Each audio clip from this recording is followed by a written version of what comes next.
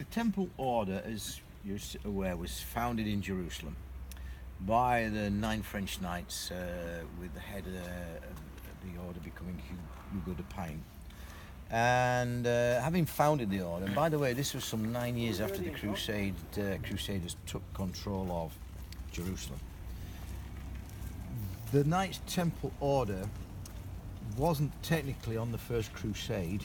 That there was no Knights Temple Order until the Crusader was successful in terms of achieving its objective of capturing Jerusalem and the holy sites. Okay. So when they set up the Temple Order, and it then spread, and it's a papal order, of course, and it spread throughout Europe.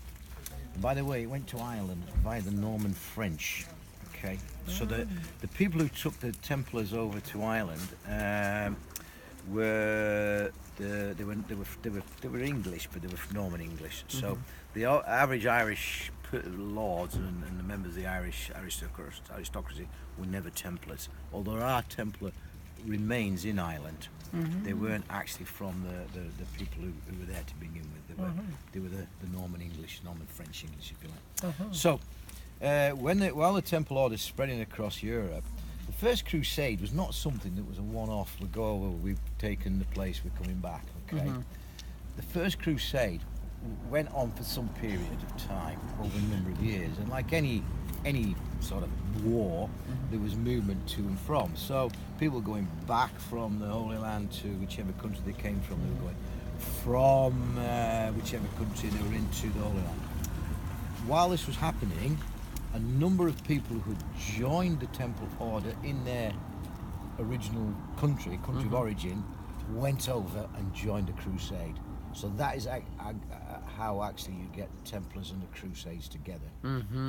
Not until the Temple Order is formed as a result of the desire in the 1108, some 9 years after the Crusade was victorious. Well, it's successful in some senses. It achieved its objective anyway, which was to Capturing.